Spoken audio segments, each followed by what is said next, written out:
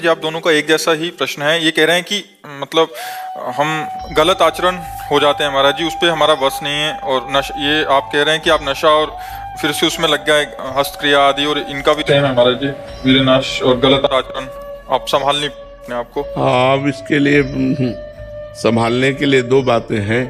एक तो आप संभलना चाहो और दूसरा भगवान का भजन। आप न समझना चाहो तो कोई कैसे संभाल सकता है आपको। आप नियम लो, मैं ये नहीं करूँगा, और भगवान का भजन करो, वो आपको नियम पालन में सामर्थ्य देगा। जो भगवान का नाम जप है, इसमें बल है। तो जब हम नाम जप करते हैं खूब अधिक से अधिक, तो हमारे अंदर बल आ जाता है, हम गंदे कार्यों को रोक सकते हैं। और दूसरा नियम से। अकेलापन पूरा लगता है, दिल्ली में तैयारी करता हूँ, अकेलापन आता है वैसे ही। तो बहुत आनंद है यार, अकेलेपन में नाम जप करो तो कितना आनंद है। हम तो चाहते हैं कि भगवान मुझे अकेले कर दें। तुम यार तो सोच रहे हो कि भीड़ मिले, और हम सोच रहे हैं अकेलापन मिले। कोई दोस्त भी नहीं है हमारा। दोस्त की जरूरत नहीं है, दोस्त के चक्कर में मत पड़ो। गर्लफ्रेंड की चाहिए, गर्लफ्रेंड चाहिए, अरे बेकार समस्या में फंस जाओगे।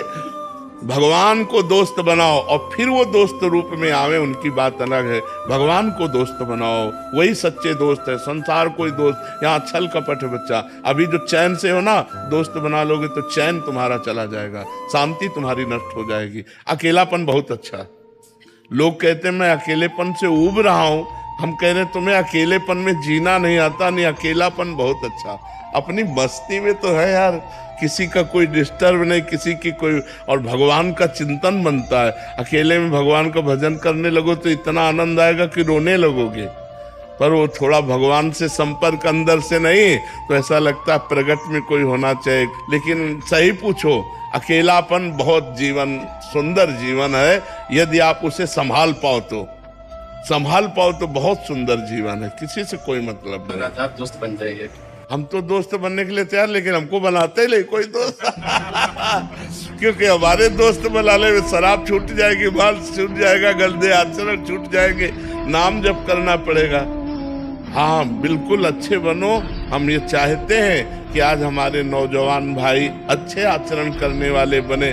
जो गंदे गंदे आचरण करके जेल भोग रहे हैं, सजाएं भोग रहे हैं, ये सब बचना चाहिए। ये मन ही तो है, हम मन को कंट्रोल नहीं कर पाए, वो गंदे आचरण करा दिए, जिनके परिणाम में हमें सजा हो रही है, हमारी जिंदगी बर्बाद हो रही है।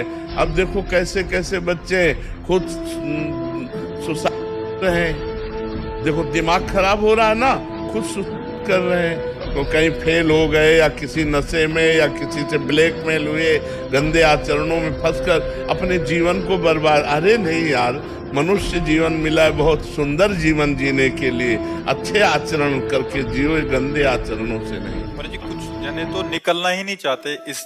वही हम देखो, पहले इनसे कहा कि दो बातें हैं, पहले तो खुद ठीक होना चाहो और दूसरे भगवान का नाम जप। कल एक आए थे, कह रहे थे कि हमारे दोस्त भी सुनते हैं, कहीं गलती से आपकी रील आ गई, बट यहाँ आना नहीं चाहते कि ये जो अभी कर रहे हैं सब छूट जाएगा। हाँ, पक्का आपके पास आते ही छूट जाएगा। हाँ बिल्कुल। मतलब वो आपका सानिध्य चाहते ही नहीं है कि मतलब उस ठीक है थोड़ा थोड़ा सुन लिया चलेगा, बट ये हमारे गंदे आचरण ना छूट जाए, इसलिए आपके संग में क्योंकि उनके बिना वो जी नहीं सकते। ऐसी उनकी आसक्ति हो गई है कि अब शराब के बिना नहीं जी सकते, व्यभिचार के बिना नहीं जी सकते। और बाबा जी के पास गए तो इसे छुड़वा देगा, इसलिए। मेरे साथ आने वाले थे जी, तो कह रहे थे कि अभी थोड़ा सा रुक जाओ, महाराज जी से बहुत डर लगता है अभी।